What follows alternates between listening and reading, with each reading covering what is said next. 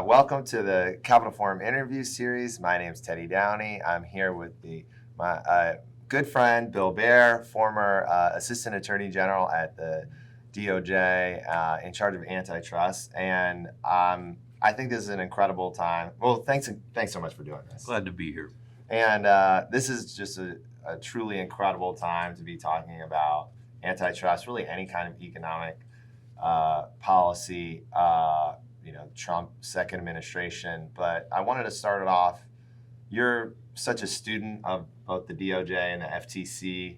Recently, Trump effectively fired, or has tried to fire the Democrats at the FTC. He thinks he fired. He thinks he fired them, and I wanted to get your response and your interpretation, and how you think this plays out. Just because it's sort of really rattling, how the status quo of how we think about antitrust in the U.S. Well, what the president did is consistent with what he and his administration thinks is this unitary executive theory, where all power, hire and fire, including people who are theoretically commissioners and independent agencies, that is his God-granted or constitutionally granted right.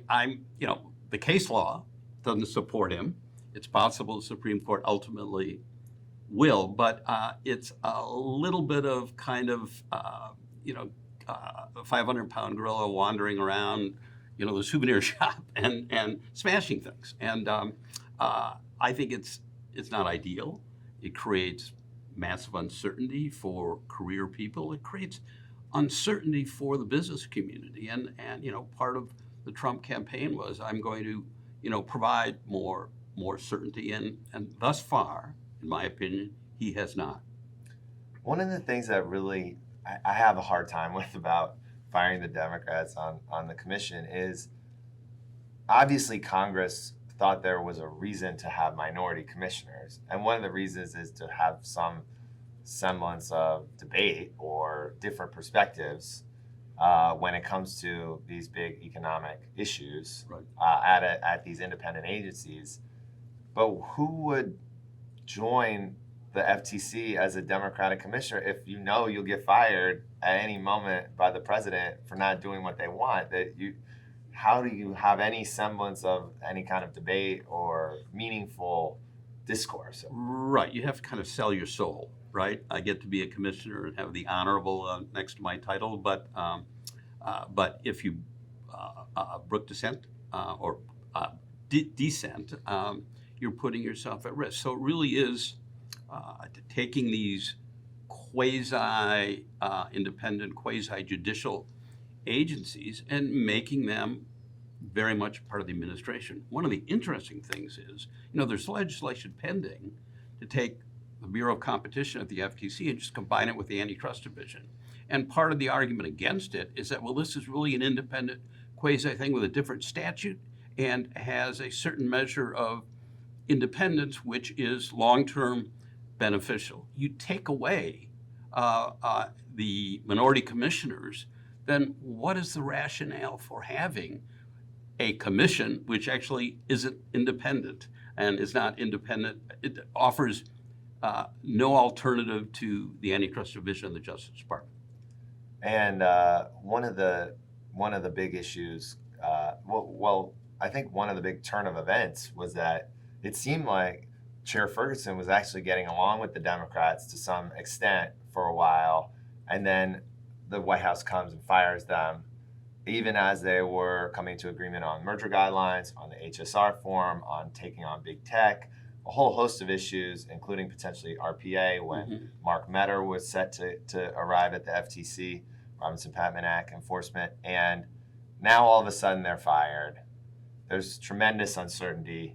And then we just got the news yesterday that Mark Zuckerberg went to the White House asking specifically for this trial to go away, for Trump ostensibly to settle on the cheap and let Meta off the hook, even though Trump's first administration, FTC brought the case. Right.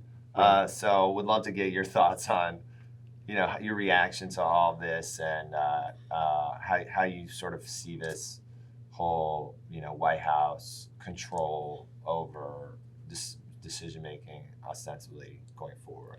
So a couple points. One is you look at Chair Ferguson's background, his writings. This is one smart, experienced antitrust dude, and I respect him for that. And the initial comments he made, showing respect for his fellow commissioners, it seemed to be setting up for a relatively smooth transition. But I think in order to maintain favor with this president, with this White House, you need to adopt the extreme critical rhetoric of your opponents. And I think that is beneath Chairman Ferguson. It is worrisome. Second point is this president, following Project 2025, has made it clear that the White House, whether it be the Mar-a-Lago White House or the Pennsylvania Avenue White House, is going to have a say in who gets investigated, who gets charged, what settlements might be entered into, in all kinds of different matters, whether it be a criminal plea bargain or other things, or dismissal of charges against the mayor of New York City. So this is part and parcel of a very dramatic change in the relationship between law enforcement and individual decisions about law enforcement and presidential power. It is worrisome, to put it mildly. And yesterday at our conference, I mean, maybe, I think there's this obvious overhang of like, what's the White House going to do? It just creates, like you said, Right. total uncertainty. But if we listen to, putting that aside for a second, at least a good number potentially of issues will be resolved by DOJ and the FTC without some form of White House interference. Let's say maybe it's not big enough, or just taking them for their word on how they're going to do things. Ferguson said something interesting. He really focused yesterday on human flourishing. These laws are so to make sure that citizens in the U.S. can flourish, and not just about prices, not just about consumers. And Gail Slater also mentioned this widening of the aperture of the lens of analysis on antitrust. From when you were at DOJ to now, how have you seen this sort of widening of the lens of taking into different approaches, and what do you think is good or not good about how that's being done or how that's evolved? It has evolved, and a lot of the policy statements being made from the AAG Slater and from the FTC chair Ferguson is actually much closer in terms of their apparent philosophy to what Lena Khan and Jonathan Cantor were talking about. Now, as a practical matter, given our antitrust jurisprudence, you can't just introduce a personal set of values into what cases get brought up. There has to be an economic foundation. Diversity of speech is a legitimate goal that can be reflected, I think, in enforcement, given the history of our antitrust laws, our jurisprudence. But one needs to be very careful. And the troubling part of what I heard or saw in some of the writings from Chair Ferguson is the suggestion that somehow the antitrust laws would allow me, as the FTC chair, to sue platforms that have policies restricting certain forms of inaccurate, unacceptable, pornographic speech, and that I have the right to apply the antitrust laws to that. I'm not sure that is a sustainable position, and it takes us down a rabbit hole. One thing enforcers need to do is think about the principle they're setting that could be applied when they are no longer there and the other party is in power. And I think some of the rhetoric we're seeing, particularly out of the FTC, does not take that into account sufficiently. Yeah, I've been particularly confused at just the overall Trump administration approach when it comes to dealing with censorship issue, which I'm intellectually very sensitive to. Hey, do the platforms have too much political and economic power, and should they be regulated like a utility or like a communications platform with a right to have open debate, and how do we set those rules, and what's the role of Section 230? I'm interested in how all of Right. this interplay occurs. Roger Alford, who's now number 2 at DOJ, at the Antitrust Division, has said, look, it's the concentrated power that's the problem. We need to break these companies up or otherwise deal with the concentration of economic power. I agree with Roger. They are controlling speech. And then you have this other thread that I think is really at the FCC, where it's like, well, we need an ombudsman at this media company so they can ensure that conservative speech is there. Yep. I find that insane, personally. Just that seems like censorship. I'm having a hard time intellectually understanding how that's not censorship, Right. or not we want free speech as long as it's our speech, Right. And I want to get your reaction. Are you seeing inconsistencies similar to what I'm seeing, or am I making this up here? You're not making it up. Look, the notion that the FCC chair would suggest your merger will not be found to be in the public interest, which is a standard the FCC uses, if I think you are inappropriately promoting a diverse workforce. That's not part of the legitimate public interest inquiry the FCC ought to be going through. And that's just one example of this administration trying to force its political views down the throats of corporate America. It's just wrong. Yeah, I should actually add. I'm not sure if Carr has endorsed the ombudsman. That's kind of been in our reporting about a potential solution to getting a merger through. So I shouldn't put words in his mouth, but it is definitely out there, and there are other things that I think they're indicating that Carr is in line with that kind of thinking of like, well, if there's more conservative speech, that's a good thing. That's what we need. Right.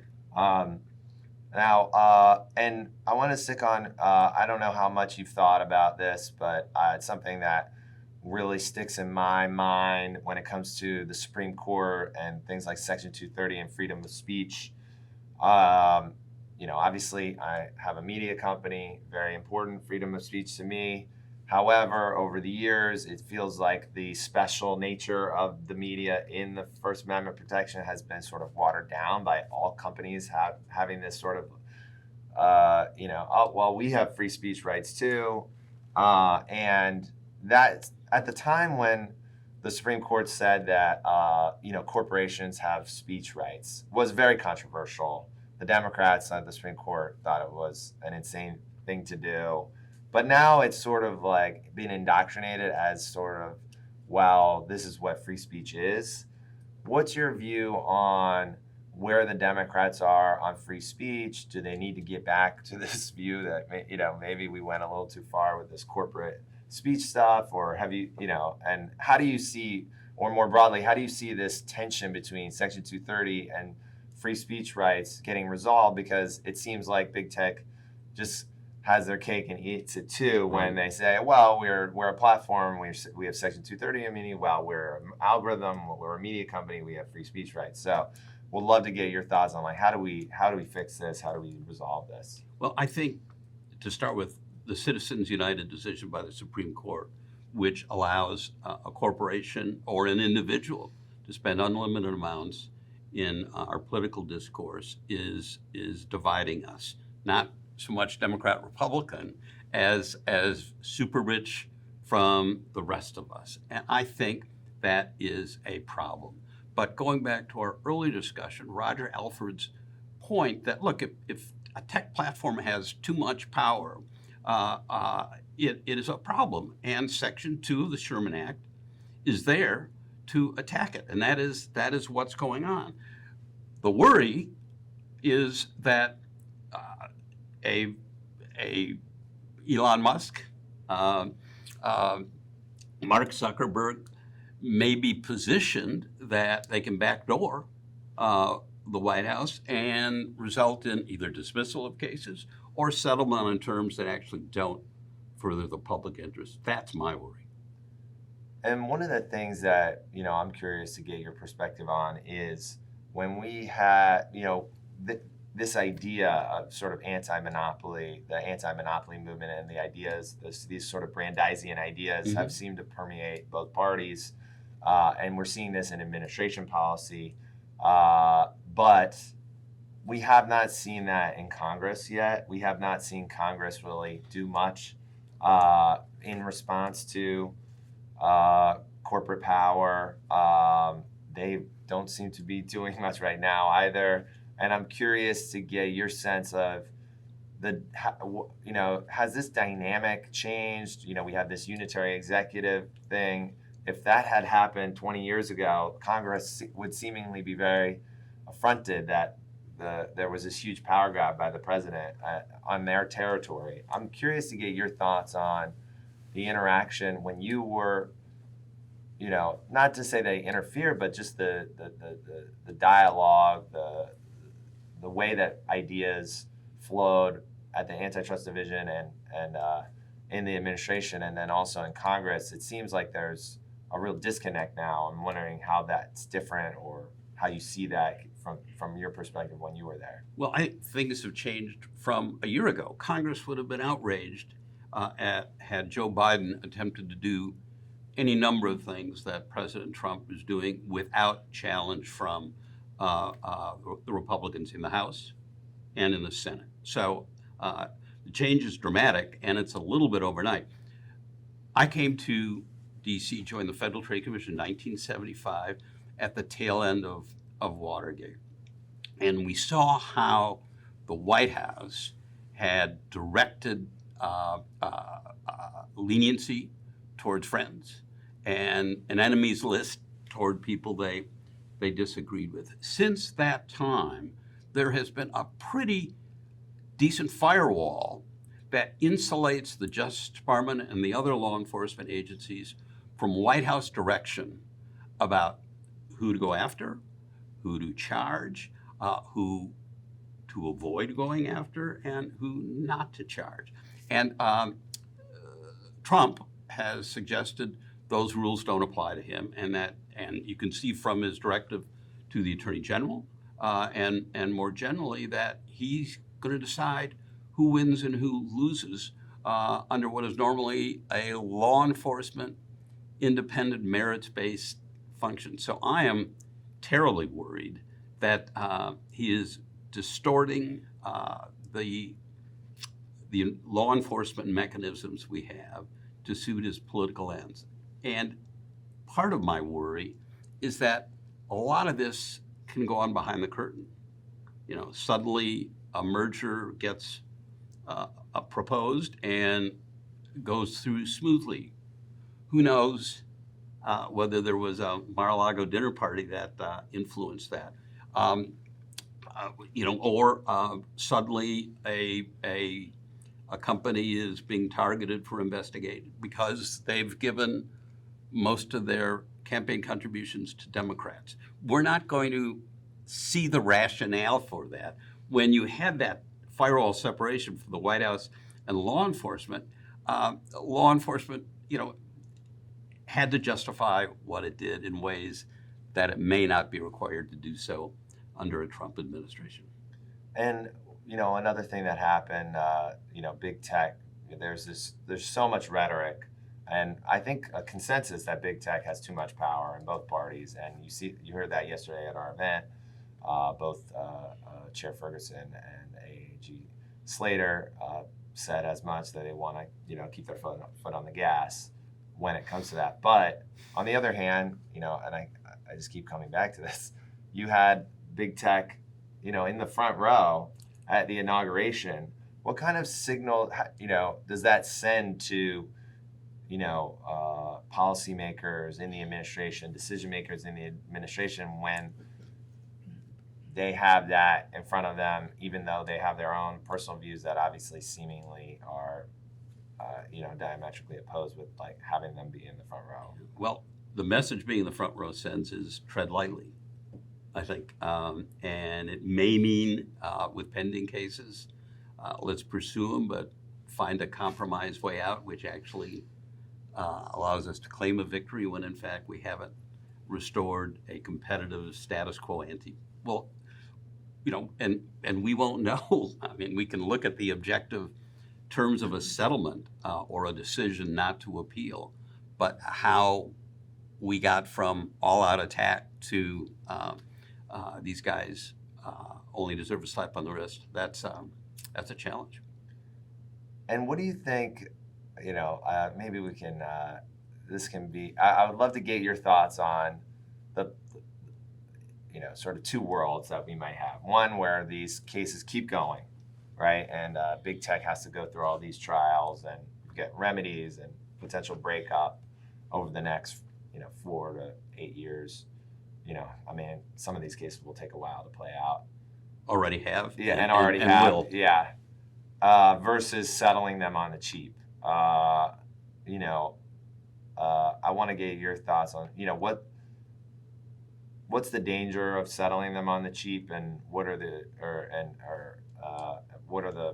your outlook if they keep moving ahead with the cases? Well, the great philosopher Yogi Berra once said, "It's hard making predictions, especially about the future," and that applies to this administration. The enforcers have said legitimately, we believe in these cases. We're going to pursue them. As you noted, once you get to a decision, the appellate process could add another 2 or 3 years easily with remands and stuff. So where this all is going to land, to what degree the politics are embedded in how this plays out, it's going to be hard for us to tell. As I said, a lot of this potentially goes on behind the curtain. And I guess one thing that I've been really interested in, and again, I'm sympathetic to this. It does seem like workers and your average citizen have sort of been left behind by economic policy writ large over the past 30, 40 years, going back to Reagan. Obviously, this whole neoliberal consensus. But in the Biden administration, you had a whole of government approach to dealing with, trying to do a pro-worker policy. You had revitalized antitrust. You had labor analysis in there. You had stronger enforcement at the NLRB. You had all these rules to sort of strengthen worker protections. At the USTR, a sort of worker-focused trade policy. And you see a lot of rhetoric around this in the Trump administration. Trade policy and in antitrust, there's some consistency, but there's a massive deregulatory agenda as well. How do you think about, how can, from my perspective, it seems hard to deliver for Main Street, for workers, if you have this sort of inconsistent approach. The whole of government approach, at least made more sense, even if it wasn't, obviously successful fully. What's your thinking on the whole of government approach versus this kind of more haphazard, thing that we're seeing from the Trump administration? I thought one of the best things to happen to competition policy in the United States was Biden's executive order demanding more coordination. That's what efficient government should be coordinated. There ought to be common values that are being implemented. And there was good progress, I think, at some of the agencies that arguably had not taken worker rights impact on consumers into some of the things they were doing. So that was a good thing. That is likely to be gone now, in part because they're not going to have people to coordinate. The downsizing of the government is going to change and adversely affect the average consumer and the average worker. The tariffs announced yesterday, there's no amount of rhetoric that can cover up what is going to be happening to consumer prices. And the market is tanking today markets here and around the world. I think as people factor that in, we are in the beginning of a trade war, which as a result of our imposed tariffs is going to result in counterbalancing tariffs, and nobody's going to come out the better for that. Nobody. And last question, I promise. If, hypothetically, if the antitrust agencies, especially with potential, as you mentioned, resource constraints, aren't able to continue vigorously enforcing the antitrust laws. Do you think states and plaintiffs firms are at the point where they're, willing to sort of get in this game more? I've noticed, maybe even since you were at the DOJ, this robust investigations and scholarship around how these markets work, consolidation. AI is allowing for software to sort of enhance price fixing. There's tons of interesting cases out there, lots of them getting past the motion to dismiss, which, maybe 20 years ago you wouldn't really see as much. Curious to see if there's an opportunity or an ability for states and plaintiffs firms to sort of step into any void that might be left by if we do end up having less enforcement. I think there will be a significant continuing role for state AGs and for private plaintiffs. And it's helpful when the state AGs have a federal partner to work with them, but they have great credibility. Many of them have beefed up their antitrust staff. They've led some of the investigations. Google Ad Tech, before the antitrust division decided to join in expression of concern about those things. So I think they're here to stay. Whether it gets a little bit fractured over Republican and Democratic, blue versus red states, we'll have to see. But the worry I have, the hope I have is that they'll step in to the extent there's a void.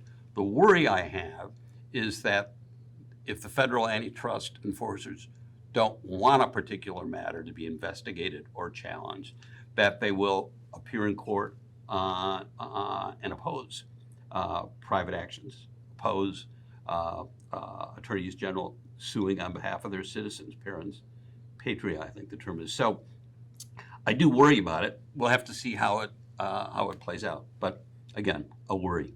Yeah, well, super interesting time. Thank you so much for doing it. It's such an honor for me to get to do this. I always love our conversations, and I appreciate you doing this. And of all the antitrust figures I've talked to over the years, you're at one of the most special and most interesting because you've seen this transition, and I think more than many appreciate how the law and the scholarship is evolving, and it's so great to talk to you. Well, I appreciate you politely noticing that I'm aging and I'm around for a long time.